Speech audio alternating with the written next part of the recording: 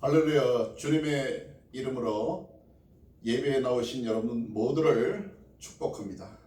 오늘은 2020년 어린이 주일입니다. 하나님 말씀 붙들고 승리하겠습니다. 창세기서 22장 1절로 7절까지의 말씀 먼저 읽겠습니다. 그 일 후에 하나님이 아브라함을 시험하시려고 그를 부르시되 아브라함아 하시니 그가 이르되 내가 여기 있나이다.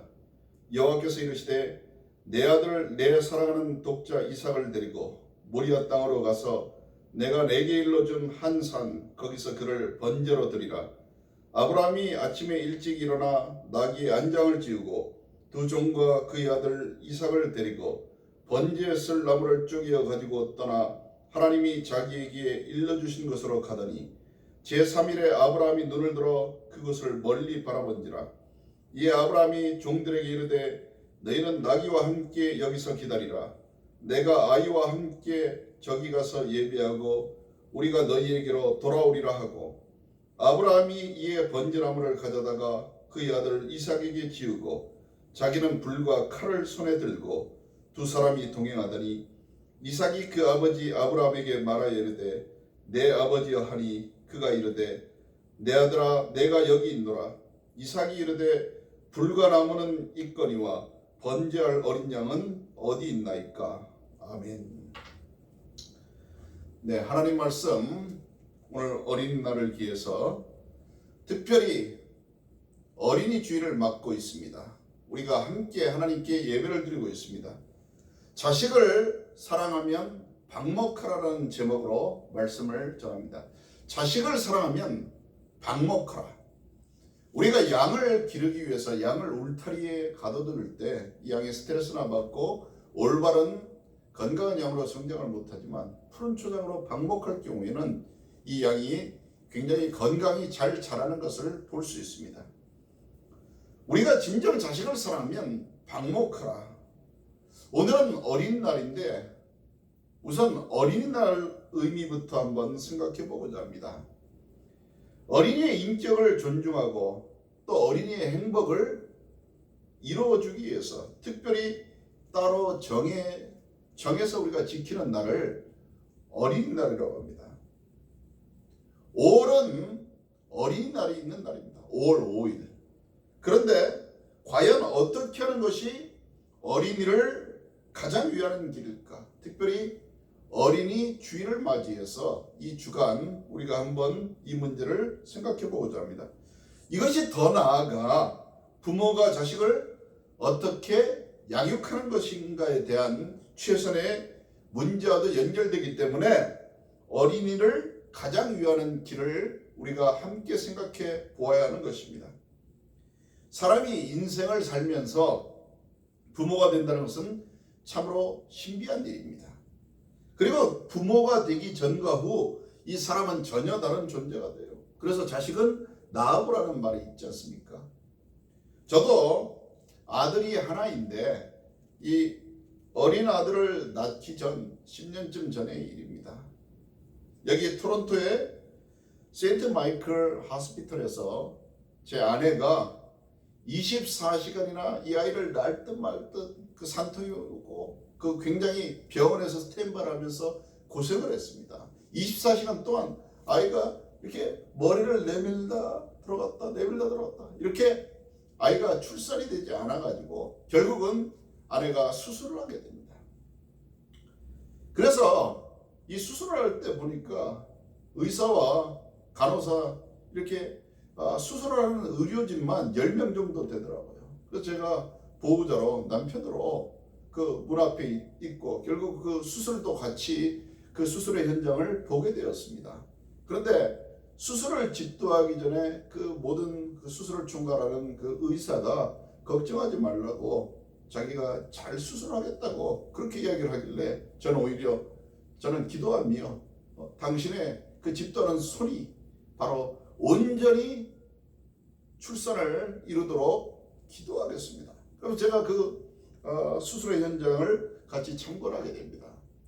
그래서 참으로 그런 어려운 장면을 보게 되는데 제 아내가 결국 배를 가르고 아이를 낳게 됩니다. 지금의 제 아들입니다. 그런데 이 아이를 배를 가르고 아직 봉합도 하기 전에 아내가 의식이 돌아왔어요. 그래서 제가 먼저 태어난 우리 아들을, 우리 희망이를 보고 이 아내가 보니까 그 배가 오픈돼 가지고 그때 의식이 돌아와 가지고 먼저 자기가 이렇게 뭐 배가 찢어져 있고 그걸 아직 봉합하던 이런 그 상황을 가늠도 못하고 이 아이를 봤는데 이 아이에 대한, 우리 아들에 대한 얼마나 기쁨이 컸는지, 첫 마디가 내가 이렇게 생고생해서 아들을 낳았다, 다시는 이 아들을 낳지 않겠다, 이런 게 아니었다는 겁니다. 제가 생생하게 그 들은 아내는, 어머니는 위대하다는 것을 깨달았는데 뭐라고 아내가 했냐면, 저렇게 이쁜데 또다시 낳은들 어따리, 그 말에서 저렇게 이쁜데 또 낳으면 어때, 이거였어요. 이 말이 무엇입니까?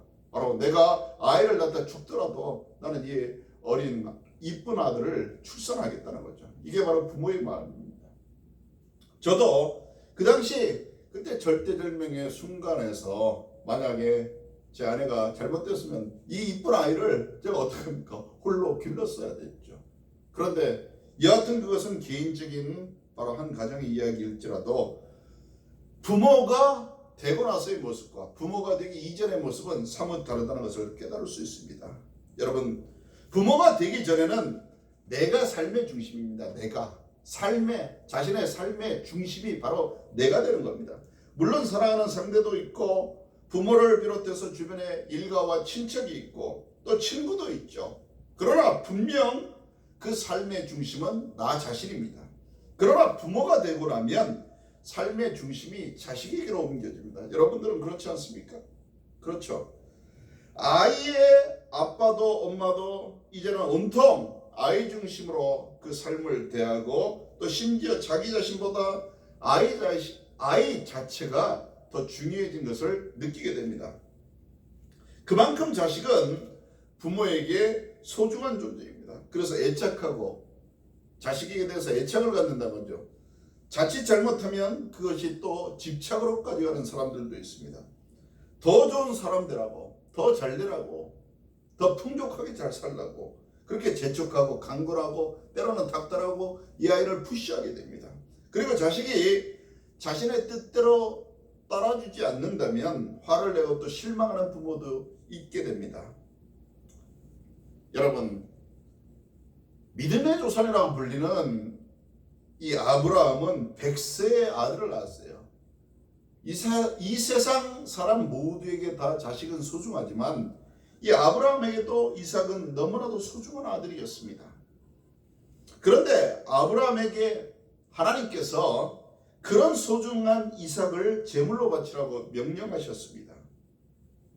내 아들 내 사랑하는 독자 이삭을 데리고 모리아 땅으로 가서, 그래서 내가 내게 일러준 한 산 거기서 그를 번제로 드리라. 살아있는 아들을 제사물로 번제로 드리라는 거예요. 이 명령의 의미는 여러분 이것입니다. 자식을 완전히 놓아라. 하나님의 뜻이 그 이삭을 죽이는 데 있는 것이 아니라 아브라함으로 하여금 자식을 놓으라는 겁니다. 내려놓으라. 이삭은 내 것이 아니다. 내려놓으라. 여러분, 우리는 내려놓음에 대해서 잘 알고 있습니다. 인간적으로 완전히 포기하고 하나님께 완전히 맡기는 겁니다. 그게 바로 내려놓음이에요. 인간적인 모든 것들을 다 포기하고 하나님께 모든 것을 맡기는 겁니다. 그게 바로 내려놓음입니다. 마음에서 완전히 지어진 것에 비교될 정도로 완벽하게 내려놓아야 합니다. 하나님은 아브라함으로 하여금 아들 이삭을 주장하지도 않게 하고 강권하지도 말게 하고 또 강요 같은 것은 더더욱 하지 말라고 하신 겁니다. 바로 그가 하나님과의 관계 속에서 자신의 인생을 마음대로 드넓게 펼쳐가라고, 그렇게 놓아주라고 아브라함에게 말씀하신 것이랍니다. 번제로 드리라는 의미가 바로 그것입니다. 내가 내 자식을 만드는 것이 아닙니다.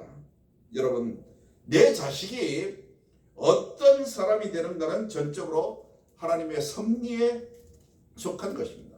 God's providence, 하나님의 섭리. 이 하나님의 섭리가 여러분 무엇입니까? 하나님의 섭리. 그것은 우리에게 향하신 하나님의 은혜인데, 우리 모두 다 자식이 잘 되고, 또 이왕이면 또 특히 한국의 부모님들은 공부도 잘해서 좋은 대학 가고 이런 걸 또 바라시지 않나요? 우리도 마찬가지죠.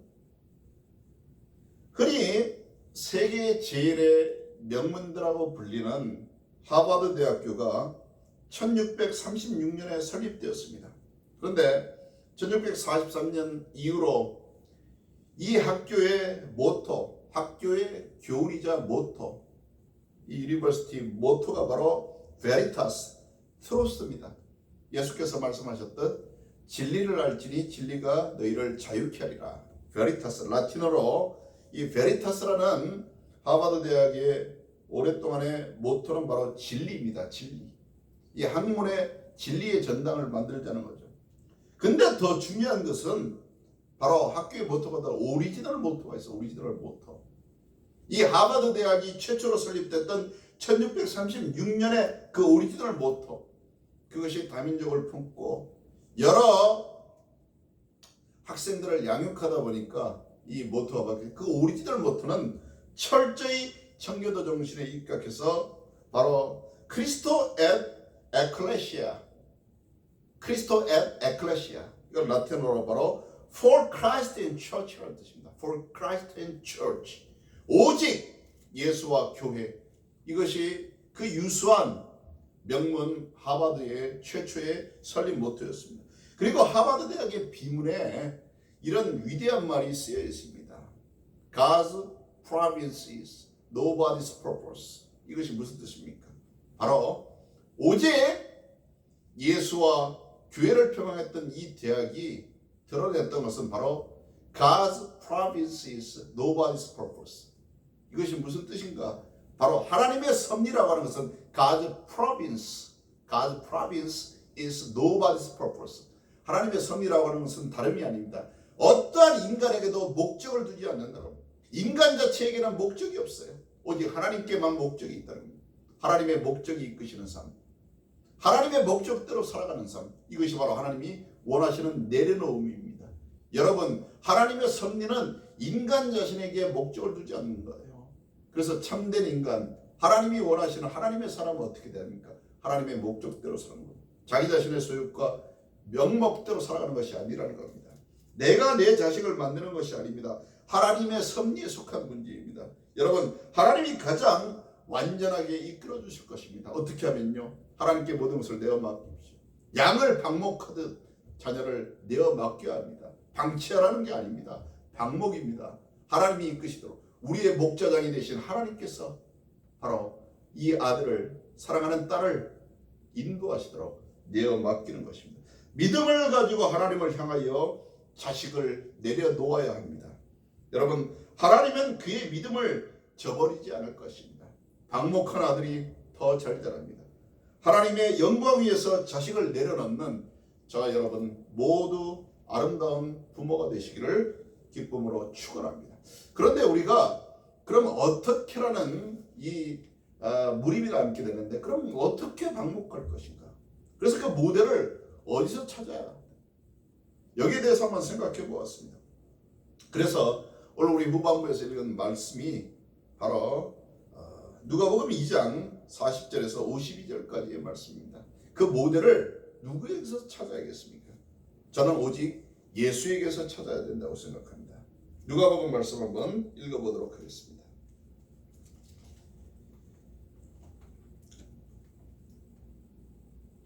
누가복음 2장 40절로 52절까지의 말씀을 대독합니다. 아기가 자라며 강하여지고 지혜가 충만하며 하나님의 은혜가 그의 위에 있더라. 그의 부모가 해마다 유월절이 되면 예루살렘으로 가더니 예수께서 12살 되었을 때 그들이 이 절기에 관례를 따라 올라갔다가 그 날들을 마치고 돌아갈 때 아기 예수는 예루살렘에 머무셨더라. 그 부모는 이를 알지 못하고 동행 중에 있는 줄로 생각하고 하룻길을 간 후 친족과 아는 자 중에 찾되 만나지 못함에 찾으면서 예루살렘에 돌아갔더니 사흘 후에 성전에서 만난즉 그가 선생들 중에 앉으사 그들에게 듣기도 하시며 묻기도 하시니 듣는 자가 다 그 지혜와 대답을 놀랍게 여기더라. 그의 부모가 보고 놀라며 그의 어머니는 이르되 아이야 어찌하여 우리에게 이렇게 하였느냐. 보라 내 아버지와 내가 근심하여 너를 찾았노라.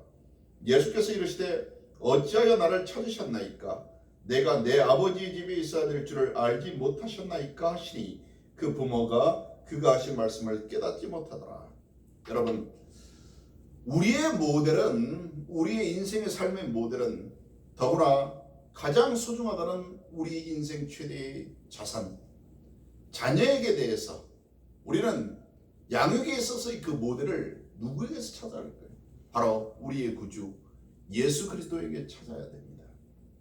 오늘 우리가 읽은 본문은 예수님께서 자라시면서 하나님과 사람에게 더더욱 사랑스러워졌더라, 사랑스럽게 성장했다고 전하고 있습니다. 여기서 사랑스러워 가시더라는 52절에 나온 말씀이죠. 사랑스러워 가시더라는 하나님의 은혜가 그 위에 있더라는 40절의 말씀과 동일한 말씀입니다. 하나님의 은혜가 있으니 하나님과 세상 사람 모두에게 동일하게 사랑을 받더라는 뜻입니다. 즉 하나님의 은혜로 예수님이 사랑스럽게 성장하셨다는 말씀입니다.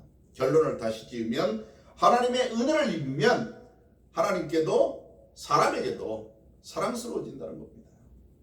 그리고 이 사랑은 하나님과 사람 모두에게 받는 고귀한 사랑이 되는 것입니다. 유월절을 맞아 예수의 가족은 예루살렘에 올라갔습니다.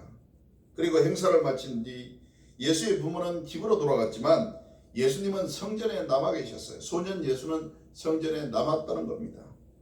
뒤늦게 아들이 없음을 발견한 부모가 놀란 가슴을 안고 사흘 만에 이들을 만났습니다. 그때 부모는 얼마나 놀랐겠어요. 그런데 부모에게 예수님이 하신 말씀이 중요하다는 겁니다. 어찌하여 나를 찾으셨나이까. 내가 내 아버지의 집에 있어야 될 줄을 알지 못하셨나이까.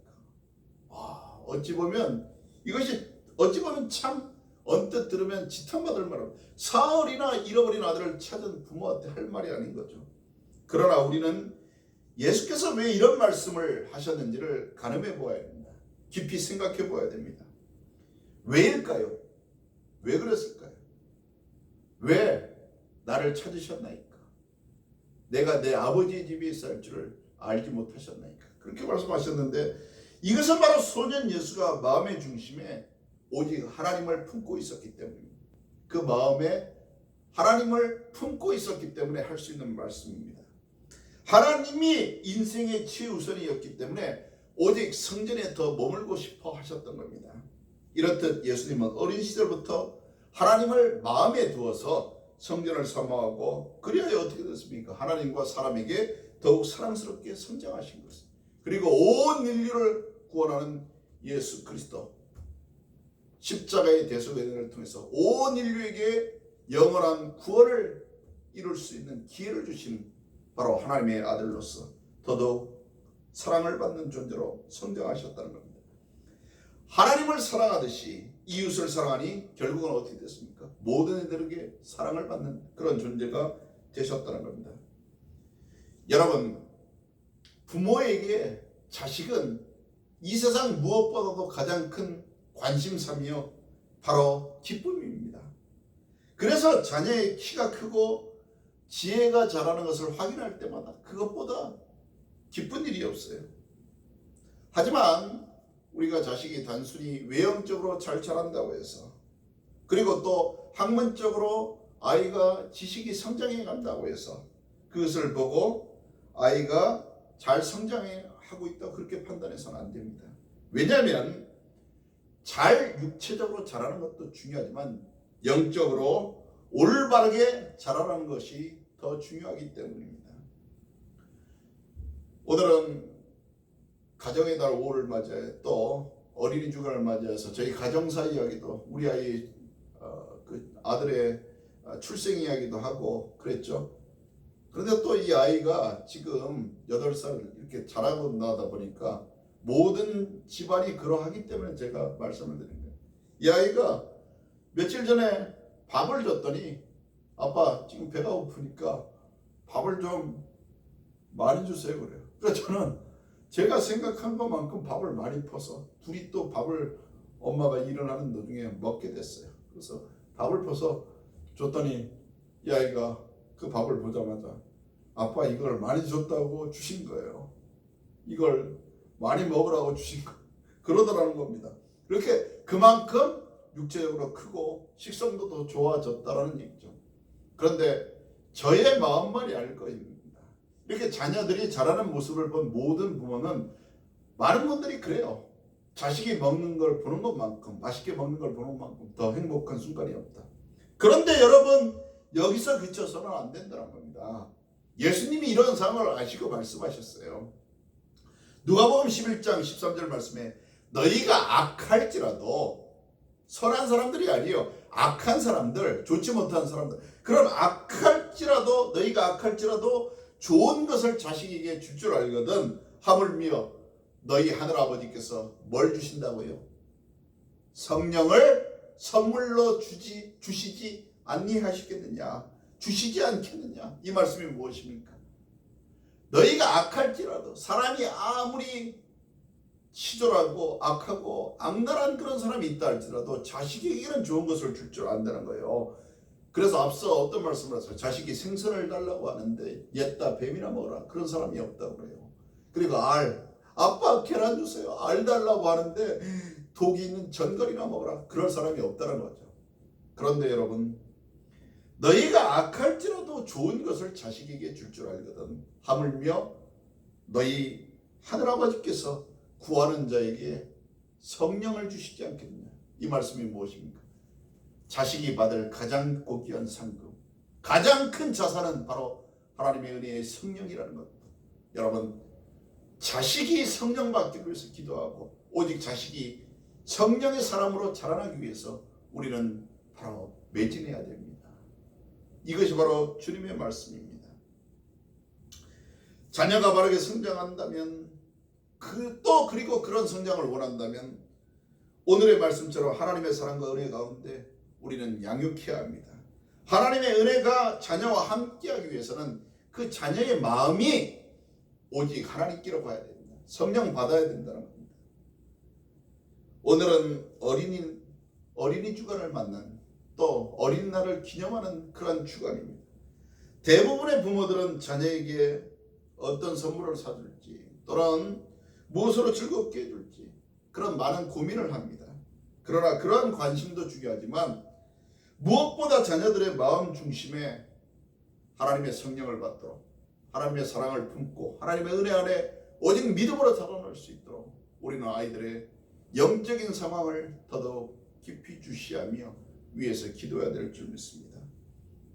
여러분 제가 어려서부터 예수 영접하고 아주 어린 시절부터 그 사모하며 외운 그 말씀이 있어요.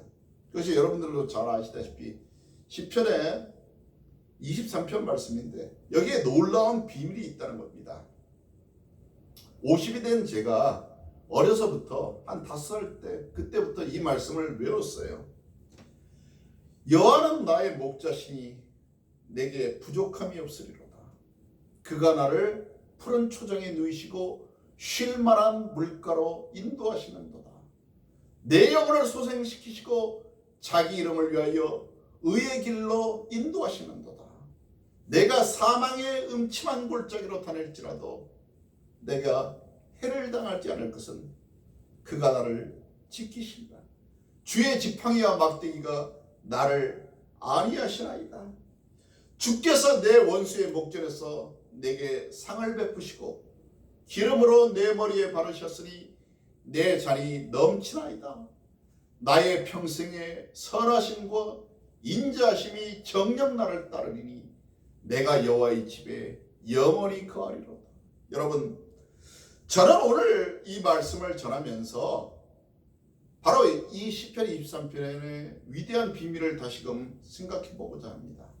함께 생각해 보고자 합니다. 여호와는 나의 목자시니 내게 부족함이 없다고. 하나님께서 우리를 이끄십니다. 그리고 우리의 자녀들도 마찬가지로 이끄십니다. 근데 우리가 양육할 때 이 자녀들을 나의 소욕대로 양육하는 것이 아니라 하나님께 내어 맡기면 시편 23편의 말씀처럼 하나님께서 푸른 초장으로 쉴 만한 물가로 이 자녀들을 잘 양기도합니다. 하나님께서 그렇게 하신다는 거예요. 그런데 그 종국이 어떻게 됩니까?